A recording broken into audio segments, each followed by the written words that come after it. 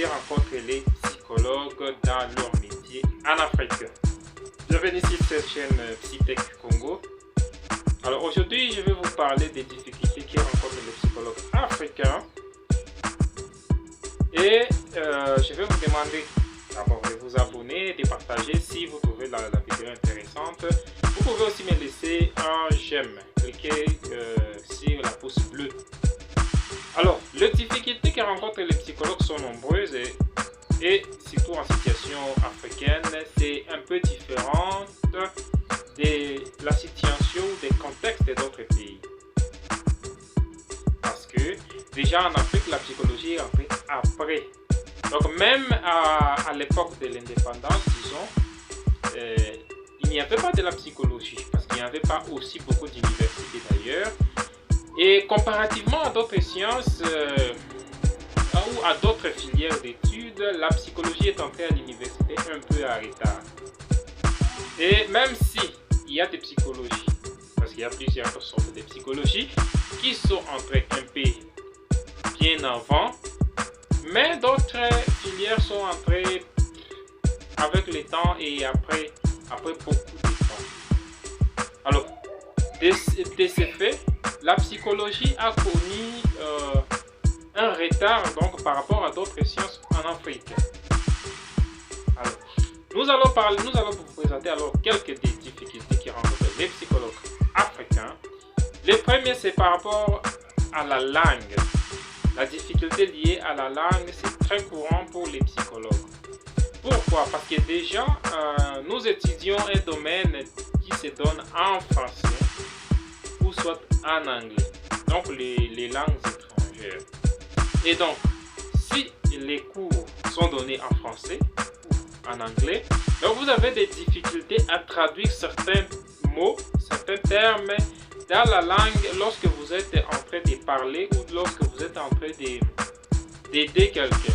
Si par exemple il s'agit d'expliquer à quelqu'un la psychologie ou ce que fait un psychologue, les traduire à la langue qui comprend tout le monde, et donc ça devient déjà difficile. Parce que déjà, il y a des termes très faciles d'ailleurs qui ne se retrouvent pas dans nos langues. Par exemple, si je vous demande comment appelle-t-on un psychologue dans votre langue. Déjà, j'espère que vous serez dans la grande difficulté de trouver une réponse. Bien sûr, si vous connaissez la réponse dans votre langue, veuillez me laisser dans les commentaires. Ça va nous aider de comprendre ce qui est et de nous dire si c'est quelle langue. Déjà, c'est la première difficulté. Alors, cette difficulté va se répercuter déjà dans plusieurs situations. Par exemple, lorsqu'il s'agit de faire la psychoéducation, par exemple, lorsqu'il s'agit d'expliquer une maladie, d'expliquer un phénomène, expliquer devant les scientifiques, expliquer devant les gens qui comprennent les français, c'est un peu facile et c'est aisé. Ce qui n'est pas le cas lorsque vous deviez vous adresser devant des personnes qui n'ont pas étudié et qui ne connaissent pas la langue française ou l'anglais. Donc déjà vous vous trouvez dans cette difficulté-là. Donc ça c'était la difficulté liée à la langue et c'est très courant parce que il y a plusieurs termes qui est difficile à traduire dans nos langues africaines.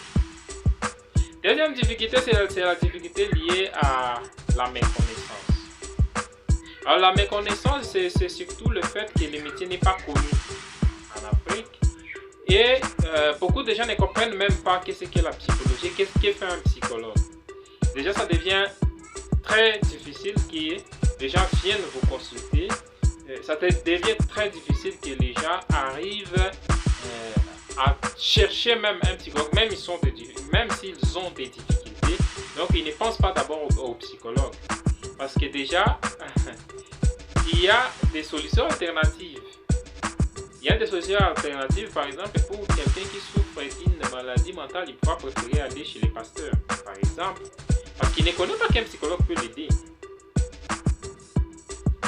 Déjà, c'est une très grande difficulté parce que cette méconnaissance-là se répercute dans notre métier et où nous avons des difficultés aider à nous faire connaître et à nous vendre plus facilement que les autres. Alors pour corriger ça, je pense que les psychologues devraient être beaucoup plus actifs dans les médias, organiser des conférences, organiser des activités où ils parlent des sujets psychologiques.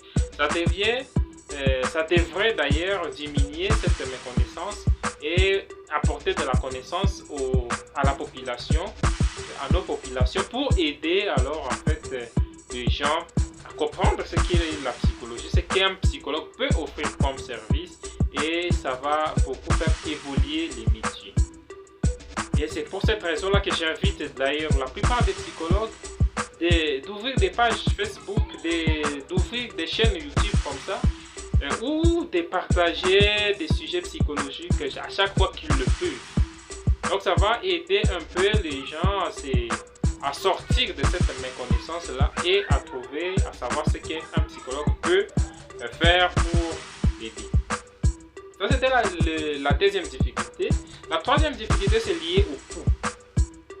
Alors, le coût de prise en charge, déjà, c'est cher. Soyons honnêtes avec nous-mêmes, c'est cher. Et ce n'est pas cher si c'est seulement en Afrique, c'est cher partout. Même en Europe, même en Amérique, c'est toujours cher. Alors, ce qui fait que la prise en charge psychologique devient une affaire des gens friqués. Donc les gens qui ont de l'argent, qui ont beaucoup d'argent, qui peuvent se les permettre d'ailleurs. Un psychologue, c'est un psychologue et on ne peut pas le remplacer. Mais dans le domaine des médicales, par exemple, on peut remplacer un médecin dans certaines situations, bien sûr, par des pharmaciens, quelqu'un qui va à la pharmacie et vous expliquez tout simplement ce que vous avez comme un problème. Il peut vous donner un médicament, même si ce n'est pas recommandé, mais les gens le font, nous pouvons les reconnaître comme ça. Donc on peut substituer ces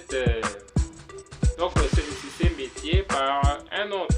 Ce qui arrive parfois aussi chez nous, parce que même si j'ai dit qu'on ne peut pas changer un psychologue, c'est vrai, mais les gens peuvent recourir à d'autres solutions. J'avais parlé par exemple ici d'aller voir un pasteur. C'est très courant. Et donc, quelqu'un qui n'a pas de l'argent va préférer alors aller chez les pasteurs, parce que de toutes les façons, il n'a pas ces moyens, cette capacité-là d'aller voir un psychologue et de les payer.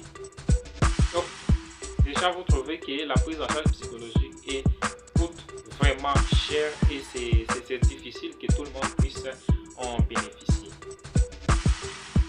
Ça, c'était une autre difficulté. Et alors, nous allons citer par une dernière difficulté. Ce n'est pas tout à fait la dernière partout, mais ici, ce que j'ai sélectionné, c'est la dernière. Ce sont les difficultés liées aux stéréotypes. Donc, en fait, déjà, comment les gens considèrent-ils le psychologue?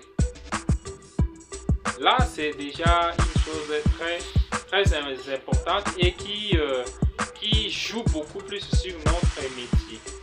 La plupart des gens vous diront par exemple que les psychologues sont comme des sorciers, sont comme des magiciens, disons, des magiciens. Alors, dans leur entendement, c'est qu'un psychologue peut regarder seulement quelqu'un et connaître son comportement, et connaître ce qui se passe en lui. Alors que nous savons tous que ce n'est pas vrai, c'est faux.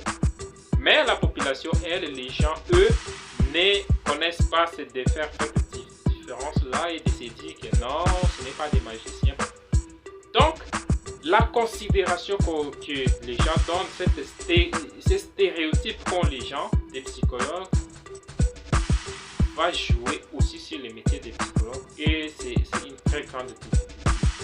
Parce que quelqu'un va refuser d'aller voir un psychologue tout simplement parce qu'il croit qu'un psychologue c'est un magicien. Et donc, il va chercher d'autres solutions ou pas du tout, il va rester chez lui parce qu'il ne veut pas aller chez un magicien. Alors, c'est ça les difficultés se retrouvent les psychologues. Voilà, nous avons parcouru quelques difficultés que rencontrent les psychologues dans l'exercice de leur métier. Et si vous avez trouvé la vidéo intéressante, je vais vous demander de vous abonner, de ne pas surtout oublier de partager. Merci d'avoir visualisé cette vidéo. On se retrouve à la prochaine chaîne.